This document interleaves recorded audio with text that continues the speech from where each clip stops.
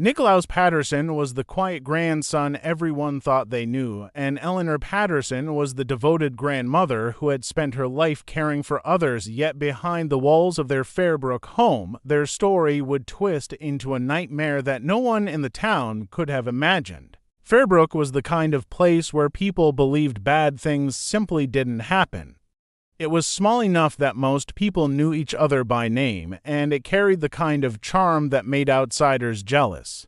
Old brick storefronts lined the main street, and on weekends, families gathered at the park for farmers' markets or small-town festivals. Crime was almost unheard of, with the local police station often reduced to handling lost pets and the occasional noise complaint. Life in Fairbrook had a rhythm that seemed uncheckable, slow and steady like the clock tower that chimed every hour on the dot. On the far edge of town, tucked away behind a white picket fence and a neatly trimmed lawn, stood a modest, two-story house belonging to Eleanor Patterson. At 76, Eleanor was a widow who had lived in Fairbrook her entire life. She was a retired school teacher, the type of woman who had taught not just children, but also their parents decades before. Everyone remembered her patience, her gentle smile, and the way she insisted on treating all her students with the same fairness. To her neighbors, Eleanor was a living symbol of stability, someone who had weathered life's storms with quiet dignity. Even in her old age, she was active, often spotted kneeling in her beloved rose garden, her hands covered in soil as she hummed softly to herself. Her garden was the brightest in the neighborhood, a rainbow of colors that made people slow their cars just to admire it. 6 months before the events that would later shock Fairbrook, Eleanor's grandson, Nicholaus Patterson, had come to live with her. Nicholaus was in his early 20s and had recently fallen on hard times. He had dropped out of college, struggled to keep steady employment, and eventually asked his grandmother for a place to stay until he could get back on his feet. Eleanor, being the caring woman she was, welcomed him without hesitation. To outsiders, it seemed like a heartwarming arrangement, family helping family, a young man being given a chance to reset his life under the care of someone who loved him. But to those who lived nearby, subtle changes around the Patterson house soon became impossible to ignore. Neighbors noticed Eleanor less frequently. She stopped attending Sunday church services, something she had done faithfully for decades. She no longer lingered at the grocery store to chat with familiar faces. The once busy rose garden began to lose its vibrancy, weeds creeping into corners Eleanor would never have ignored before. Instead, the house seemed strangely quiet during the day, and at night, neighbors saw lights flicker on and off at odd hours. Occasionally, faint sounds could be heard, a dragging noise, furniture shifting, the hum of a television long after midnight. Though few spoke openly about it, there was unease building in the neighborhood. Some speculated Eleanor was simply slowing down with age. Others whispered that Nicholaus wasn't adjusting well and perhaps was a burden on her, but no one imagined the truth. Behind those drawn curtains and locked doors, the calm and safety Fairbrook prided itself on was unraveling. What appeared from the outside to be a family reunion was, in reality, the beginning of something dark. Nicholaus Patterson was not the kind of young man who drew much attention. He moved quietly through the world, head lowered, shoulders slightly hunched, as though he was trying to disappear into the background. People who remembered him from his school days often described him as polite, even soft-spoken, but also painfully reserved. He never had many close friends, preferring to sit alone at lunch or drift home without lingering after class. By the time he moved in with his grandmother, that isolation had only deepened. Without steady work or a clear direction in life, he spent most of his time in his room, the glow of his computer screen spilling through the thin curtains late into the night. At first, it seemed harmless. Eleanor assumed he was simply trying to distract himself, perhaps gaming or watching videos the way so many young people did, but his habits quickly grew unusual. He stopped eating meals with her, choosing instead to keep food in his room. He avoided casual conversation, answering questions with short, clipped phrases or sometimes no answer at all. When he did speak, his words revealed a mind shifting in strange directions. He began mentioning things he had read online, muttering about governments hiding secrets, coded symbols in everyday objects, and a vague sense that someone was always watching. What started as idle speculation soon became an obsession. Nicholaus filled notebook after notebook with messy handwriting, arrows, and underlined passages. He spent hours scouring conspiracy forums, listening to podcasts that fed into his fears, and drawing connections between unrelated events. His thoughts became tangled, and he carried an edge of suspicion wherever he went. Even the simplest things took on sinister meanings. A knock at the door became a possible surveillance tactic.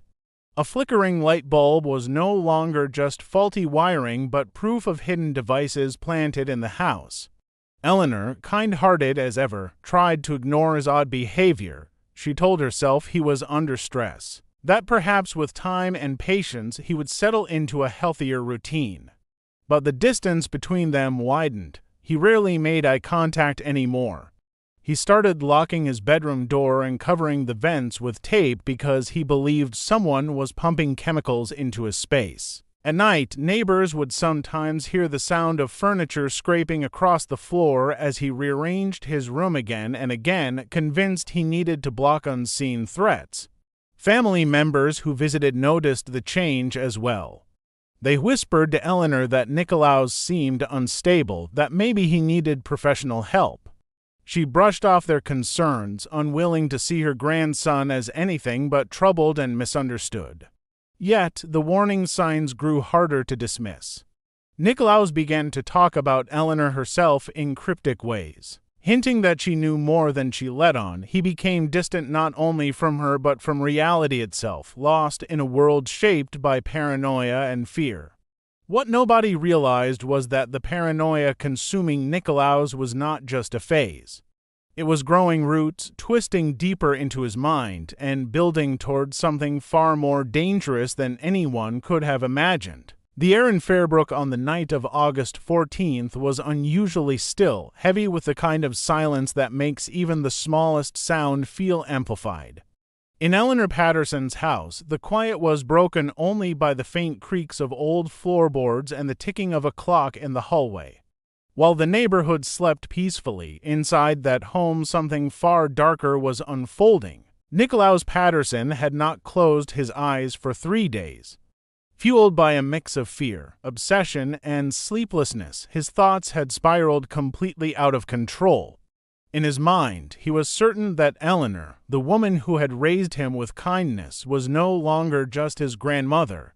He believed she was plotting against him. Throughout those sleepless nights, he paced endlessly between his room and the kitchen, scribbling in his notebooks, staring at walls as though they were hiding messages only he could see. He replayed memories of Eleanor speaking with neighbors, convinced she was secretly passing along coded warnings about him. Every small gesture she made, every word she spoke in recent weeks, had been twisted into what he saw as proof of betrayal. By the time the clock struck midnight, his paranoia had reached its breaking point. Investigators later pieced together what happened next from the evidence inside the house. Sometime in the early hours of the morning, Nicholaus left his room quietly.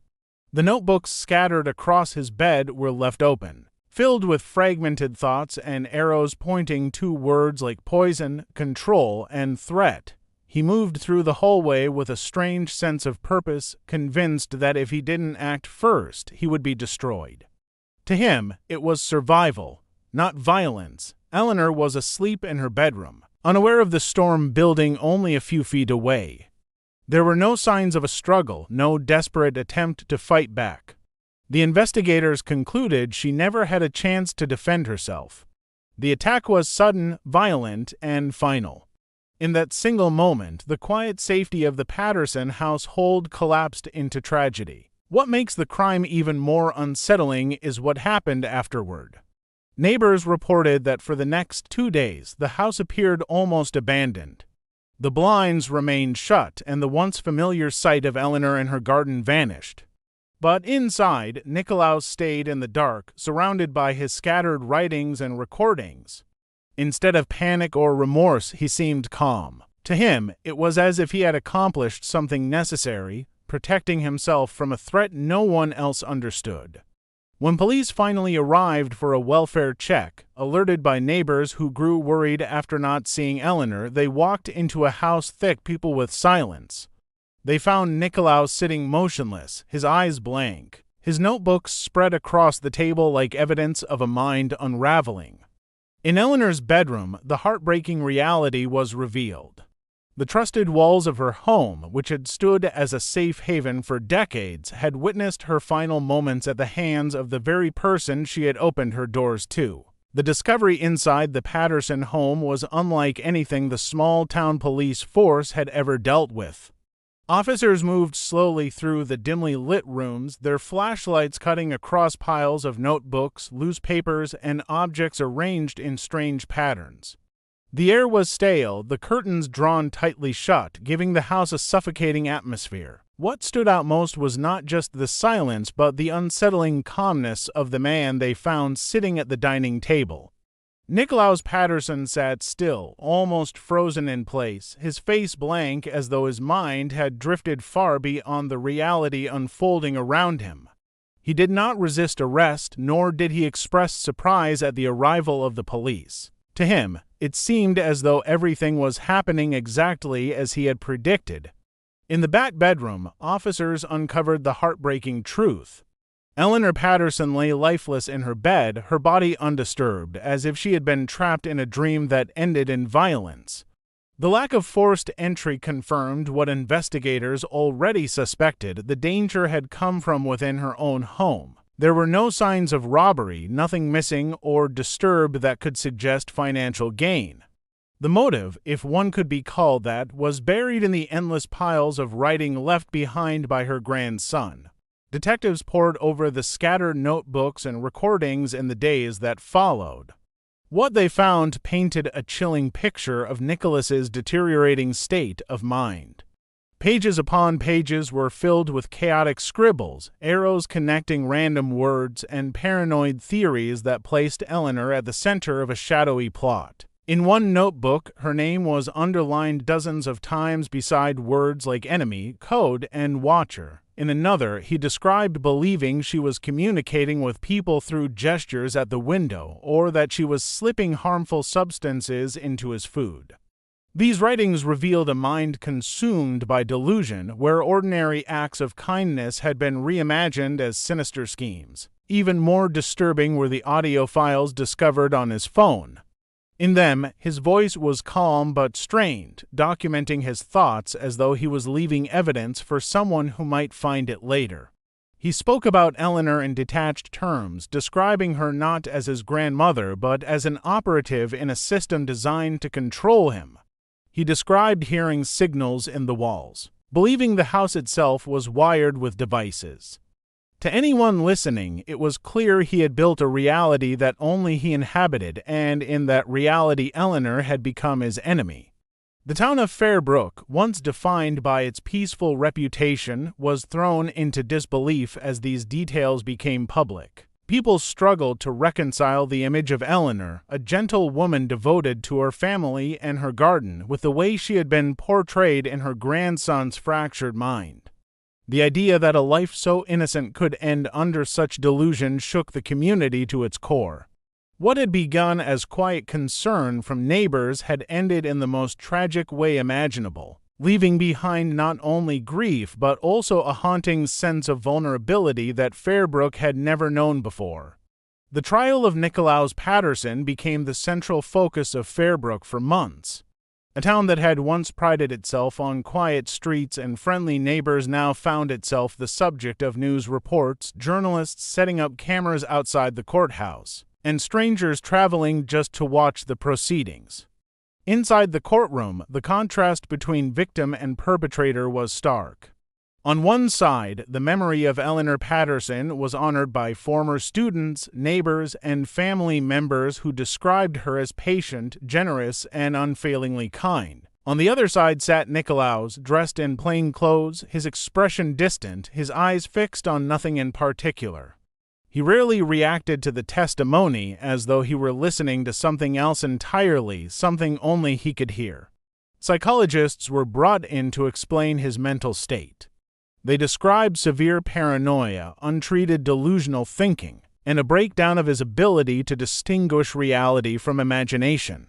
They spoke about how isolation and constant exposure to conspiracy theories online had deepened his fears, creating a world where every gesture seemed threatening and every sound became proof of a plot against him. The notebooks and recordings were presented to the jury, each one more unsettling than the last. Written in frantic handwriting, his words revealed a man trapped in a maze of his own fears, unable to escape the belief that he was under attack. Despite these explanations, the weight of what he had done could not be ignored. The prosecution focused on the brutality of the crime and the betrayal it represented. They reminded the jury that Eleanor had taken him in when he had nowhere else to go, had provided shelter and support only to be repaid with violence. The absence of financial motive or outside influence made the act appear even colder, driven solely by paranoia turned lethal. Witnesses spoke through tears about how Eleanor's presence had shaped their lives. Former students recalled her gentle encouragement during their most difficult school years, and neighbors remembered her roses that had once brought color to the street. Each testimony painted a picture of a life filled with compassion, now ended in unimaginable circumstances. When the verdict was finally read, the courtroom was heavy with silence. Nicholaus was found guilty and sentenced to life in prison with no possibility of parole. The judge acknowledged his mental state, but made clear that the community needed protection from the violence his paranoia had caused. For Fairbrook, the conclusion of the trial did not bring peace. Instead, it left lingering questions about how such tragedy could grow unnoticed behind the walls of a quiet home. In the months that followed, Eleanor's garden remained untended. The once bright roses wilted, their petals falling to the ground like reminders of what had been lost. Neighbors who once associated Fairbrook with safety now double-checked their locks and looked at the Patterson house with unease. The story of Eleanor and Nicholaus Patterson became more than a local tragedy. It became a warning about how quickly fear can turn inward, how paranoia can twist love into suspicion, and how even the most trusted bonds can be shattered when the mind loses its hold on reality.